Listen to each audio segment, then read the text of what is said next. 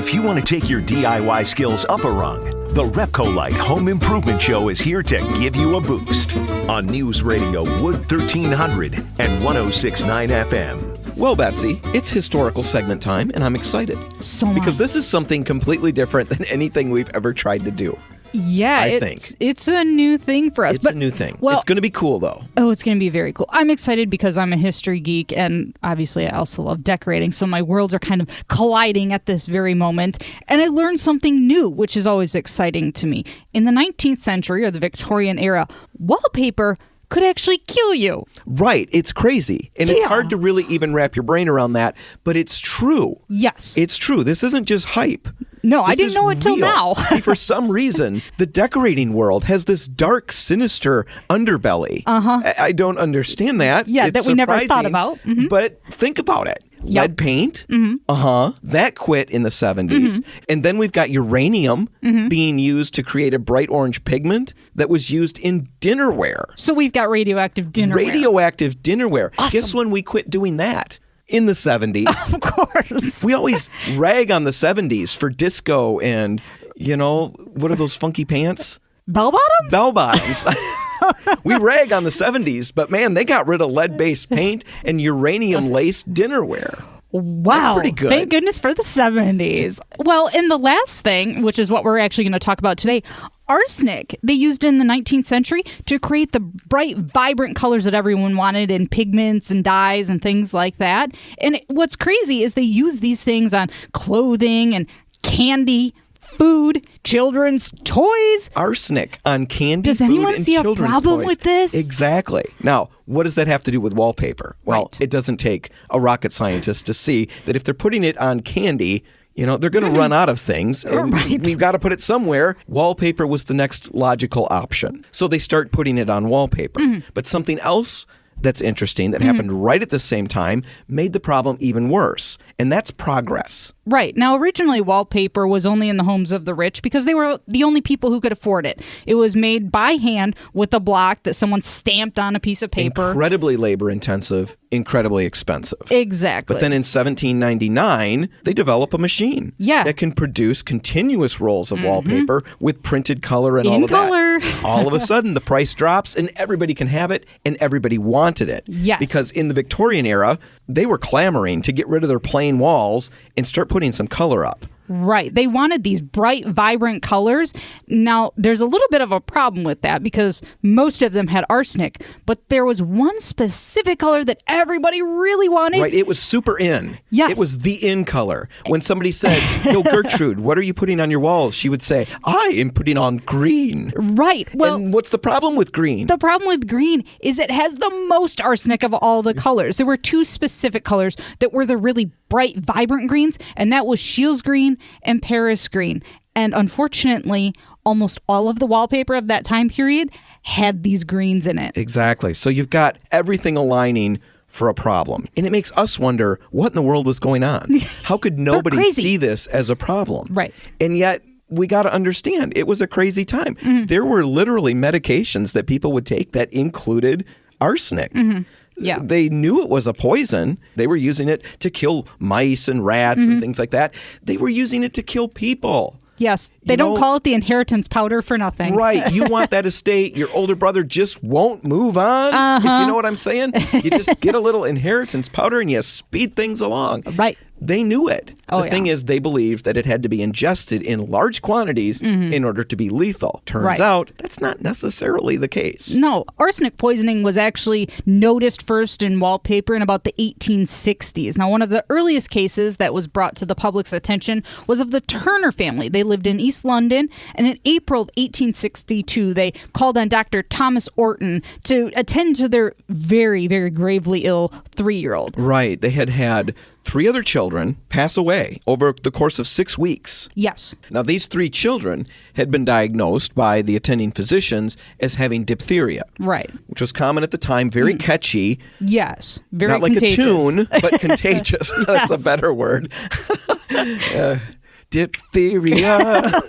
It just rolls, doesn't it? Yes, Anyway, it does. so it was very contagious. Yep. And so there was a lot of concern. But there was a problem with that diagnosis, and that was that They didn't respond to the normal treatments. Right. And also nobody else got sick. So when the fourth child becomes gravely ill, the parents bring in another physician, a renowned physician. Right. And he instantly clues into that. Diphtheria might not be the cause. Right. So he starts making extensive notes. Yeah. And he chronicles this. We can read about it. We can go find these things. But he writes about how the home was cramped. Yeah. But it was clean, very clean. So he wasn't concerned about that. Sanitation, all of those things were good. In fact, the only thing in his notes that caused him concern was the brand new wallpapered room that was green. Imagine that. Not really shocking. And at this point, in some medical circles, there was a theory that perhaps wallpaper with arsenic was, in fact, killing people. Now, this wasn't public, but in the medical circles. They were just starting to toy with the idea. Right. Could arsenic on the walls be bad? Right.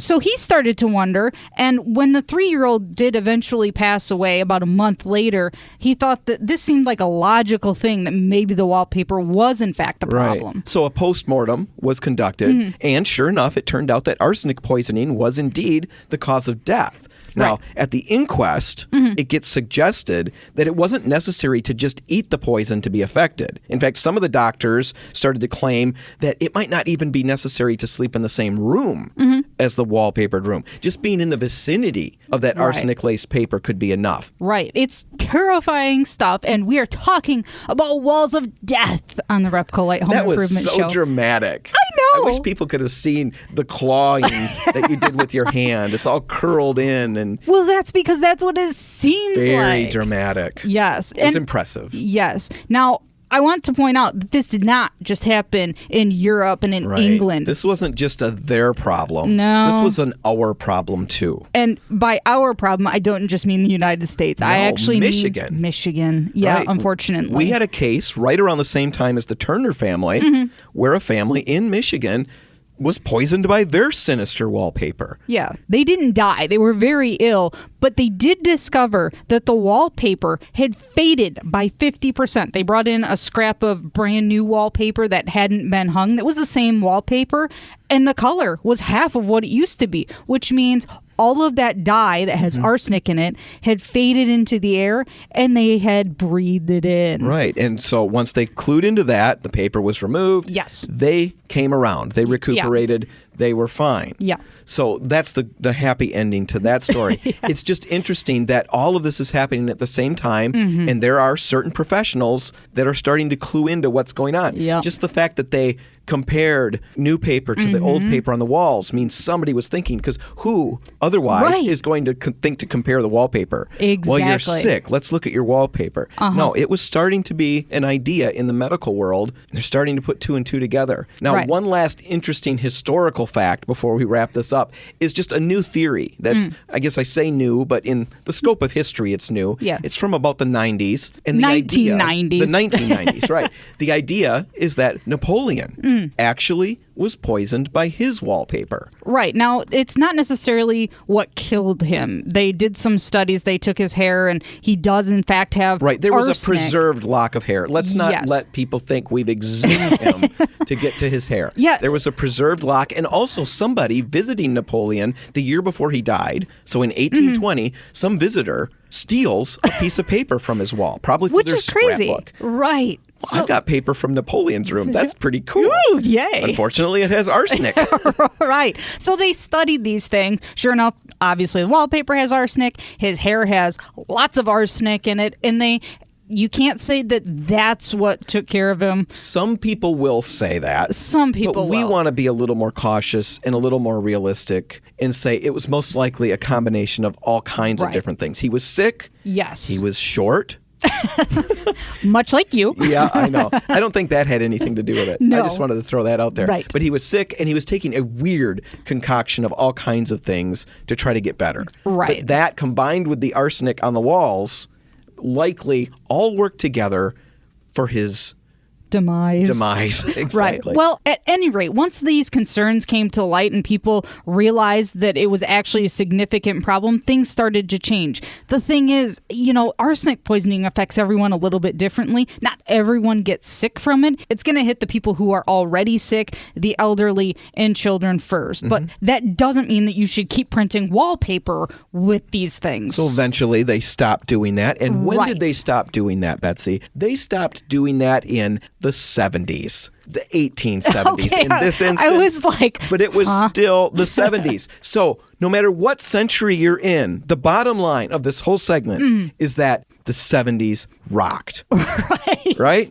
Yes, the exactly. 70s did rock. Now, one last thing. If you're interested in any of what we talked about, if any of that was interesting to you, there is a really cool historical opportunity for you. Yeah. In East Lansing. If you're up for a road trip, If you're up for a road trip. Yep. In East Lansing, there's a book. There were 100 copies of this book made originally in Michigan, and 4 of them still exist. Yep. One of them can be viewed by the public at MSU. And what the book is, it's called Shadows from the Walls of Death. Yes. Very exciting title. But it contains actual samples of the wallpapers that contained arsenic. A doctor compiled this book out of concern, and he wanted to kind of create a public service announcement for, in this instance, it was for Michigan, to let us know what kind of things are dangerous. This book can be viewed in the rare book collection at MSU, but don't worry.